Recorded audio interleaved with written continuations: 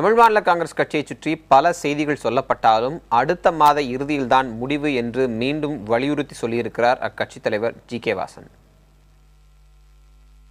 அரசாங்கம் பொறுத்தவரையிலே தாங்கள் சார்ந்திருக்கும் கல்வித்துறையின் மூலம் இது போன்ற பள்ளிகளை கண்காணிக்க வேண்டும். அது மட்டுமல்லாமல் இது போன்ற நிலைகள் எங்குமே ஏற்படாத வண்ணம் முன்னெச்சரிக்கை நடவடிக்கைகளை எடுக்க வேண்டும்.